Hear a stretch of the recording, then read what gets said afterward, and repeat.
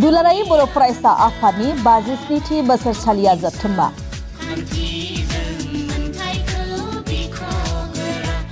दतमानि बड'फा फोथाराव खुंजागोन एबसुनि 57थि बोसोरसालिया जोबथोंबा 13, 14, 15 आरो 16 मार्च खालि सानब्रैनि हाबाफारिजों गाजा गोमजायै खुंफुंजागोन एबसुनि 57थि बोसोरसालिया जोबथोंबा क'क्राझार जिल्लानि दतमा बड'फा फोथाराव दुलाराय बर' फरायसा आफादनि 57थि बोसोरसालिया जोबथोंबाखौ गाबोन 13 मार्चनिफ्राय जागायनानै फैगौ 16 मार्चसिम गाजा गोमजायै खुंफुंनायनि थाखाय गासै बिथिङाव थाग-थियारि खालामनाया गोख्रोङै सोलिगासिनो दं।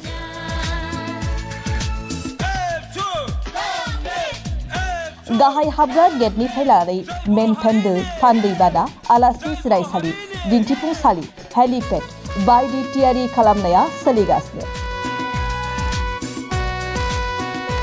गाबोन फुं समसिम थाग-थियारि खालामनाया आबुं महर मोनगोन। खुंजानो गोनां दुलाराय बर' फरायसा आफादनि 57थि बोसोरसालिया जोबथोमानि थाग-थियारि खालामनायखौ दिनै बिटिआरनि गाहाय मावफुं सोद्रोमा प्रमद बर'आ नायगिदिंनानै खौरां लाफैयो। मख'नाय जायोदि बे बोसोरसालिया जोबथोमानि जोबथा साननि गेवलां मेलाव गाहाय आलासि महरै भारतनि नखर मन्त्रि अमित शाह आरो आसामनि गिबि मन्त्रि डक्टर हिमन्त बिश्व शर्माया बाहागो लाफैगोन। गेवलां मेलनि हाबाफारियाव 2 लाख रायजो राजाफोरा बाहागो लाफैगोननि जायगा थियारि खालामदों दुलाराय बर' फरायसा आफादा। 57थि दुलाराय बर' फरायसा आफादनि जि बोसोरसालिया जोबथोंबा गाबोननिफ्राय 16 मार्चसिम बेयो सोलिगोन। दायो जों बे ग्राउन्डआव दङ। गासै जोङो प्रिपारेसननि सायाव टटेल जों मोनसे एसेसमेन्ट खालामबाय थादों। जोंनि मेन पेन्डेल, जोंनि स्टेज, जोंनि फ्लेग हस्टिं, बड'फानो आरो मुंख्लंफोरनि बिबार बावनायनि जायगा, delegate hall, delegate camp, exhibition आरो साइन्सनि जि Bodoland space and science exhibition दङ आरो फारसेथिं जोंनि भलन्टियार्स आरो जोंनि डेलिगेट्सफोरनि जानाय लोंनाय गासैबो थानायनि एकमडेसननि बेयाव गासै जि प्रिपारेसन बेखौ जोङो बेयाव नायबिजिरदों आरो बे जथुम्मायाव जिखिनि बर' हारिनि जिखिनि गेदेर माखासे जि जोंनि बानबुंथायफोर दङ आरो गेदेमा सुबुंफोर दङ बिथांमोननि मुसुखाखौ बेयाव मोजाङै जोङो थिग खालामनाय जागोन आरो बिनि गेजेरजों जों मिजिंथिदों बे मोनसे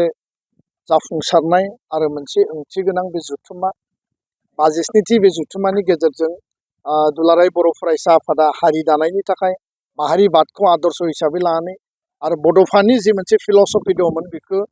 बेजों लामा हान्थिनायनि गेजेरजों फैबाय थानाय 500,000 बोसोराव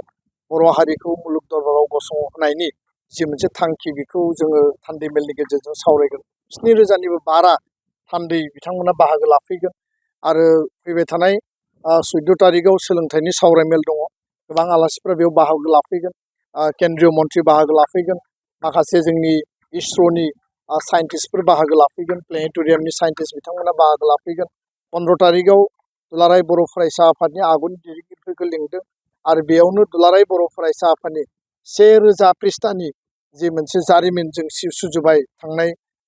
10 बोसोराव बे जारिमिनखौ जोङो बेखेवगोन। बेलासे जोंनि गुबुन गुबुन हारि माहारिनि आफादफोरनि गेजेराव जोंनि अनलायनाय गोरोबलायनाय बे गोजोन गायसननायनि फ्राय बेयाव 50तानि गुबुन गुबुन आफादफ्रा बेयाव बाहागो लाफैगोन आरो 16 मार्च खालि जि मोनसे स्पेसियेल जों हाबाफारि लादों गेवलां मेल, बेयाव भारतनि नखर मन्त्रि मानगोनां अमित शाह बिथांखौ जों हांख्रायदों। आसामनि गिबि मन्त्रि मानगोनां डक्टर हिमन्त बिश्व शर्मा बिथांखौ हांख्रायदों। बिटिआरनि चिफ प्रमद बर', मन्त्रि उरखाव ब्रह्म आरो बर' थुनलाइ आफादनि आफादगिरि डक्टर सुरत नार्जारि सार। प्राय 2 लाखनि बारा बेयाव सुबुङा बाहागो लागोन। बयखौबो खावलायदों जे हारि दानायनि माहारिबादनि जातीय सत्तानि जे मोनसे आदर्शजों दुलाराय बर' फरायसा आफादा आनकमप्रमाइजिं भाबै खामानि मावदों आरो जि टाइमाव जि प्रयजन बे इम्पर्टेन्सखौ बुजिनानै दुलाराय बर' फरायसा आफादा हाबा मावगासिनो दङ। दा बेखायनो बे जथुम्माया जोंनि थाखाय ओंथि गोनां। बड'फानि बे पबित्र जोनोम थावनि दतमायाव बे जथुम्माखौ 57थि जथुम्माखौ जों बड'फानि मुङैनो जोङो बावदों आरो बेखायनो बयबो बेयाव दले बले फैनानै बाहागो लाफैनांगौ आरो जाफुंसार होनांगौ दुलाराय बर' फरायसा आफादनो आशीर्बाद होफैनांगौ माहारि निर्माण माहारि सेबा खालामनायनि थाखाय जोंनो गोहो बोलो नोंथांमोना होफैनांगौ बेखौनो आङो खावलायबाय मिजिंथिबाय जोंनि जथुम्मा जागायनायनि सिगां माखासे बिथिंफोरखौ लानानै आरोबाव आं गुवारै गोथौयै बुंफोरबावगोन आं दिनै बेखिनिखौनो बुंथ'बाय दा बे बाजेटआव रोखायै मेनसन खालामनाय जादों जे बिटिआरनि जि माने बाजेट प्रभिजन 800 कौटिनिफ्राय बेखौ 1143 एनहेन्स खालामनाय जादों बेयाव बिटिआर एकर्ड इमप्लिमेन्टेसन बा एकर्डनि स्पेसियेल डेभेलपमेन्ट पेकेजबो दङ आरो एसअपिडिनिबो एनहेन्स खालामदों बे जथेस्थ' नङाब्लाबो बेखिनिया गोजोनथावना होनना बुंनांगोन बर' कसारि काउन्सिलनोबो बाजेट हरनांगोन साफिसियेन्ट नाम्बार फारसेथिं नोङो स्कुल प्रभिन्सियेलाइजेसननि 1/1/2006 मोनसे क्राइटेरिया होदों नाथाय 6 सिडुल आरो आन्डार डेभेलप ब्लकनि थाखाय बेयाव स्पेसियेल रिलेक्सेसन होनाय जागोन होननानै बुंदों दा नैबे जथुम्माया जोबखाङोब्ला आसाम सरकार बिटिआर सरकारजों रायज्लायनानै आसाम नाङै आरो बड'लेण्डआव जि बर' मिडियामनि आरो गुबुन गुबुन मिडियामनि स्कुल दङ प्रभिन्सियेलाइजेसननि थाखाय जों मडेलिटि आरो क्राइटेरिया तैयार खालामनांगोन गोजोन्थों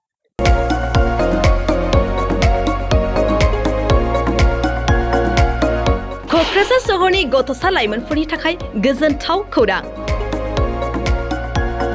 क'क्राझाराव गिबि खेबनि थाखाय गोदानै बेखेवदों इउनिभार्सेल गेम जन मुंनि मोनसे डिजिटेल गेलेमु सेन्टार क'क्राझार सहरनि ग्रीनफिल्डनि साखाथि इट्स भबानिपुर जेडि रडनि लामा सेराव गोदानै बेखेवबाय इउनिभार्सेल गेम जन गोसो गुदुं गथ' एबा लाइमोनफोरा बे गेम जनाव फैनानै रंजानाय लाफैनो हागोन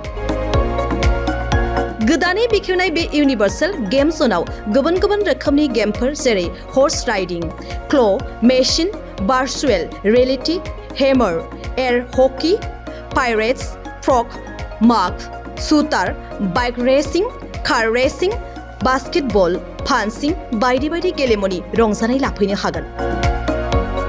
बेनिखायनो गाव गावनि गथ'फोरखौ गोदानै बेखेवनाय बे इउनिभार्सेल गेम जनाव दान्दिसे सम लाबोनानै गुबुन गुबुन रोखोमनि गेलेनायनि खाबुखौ बाङायल' फिस होनानै रंजानाय लाहोनो हागोन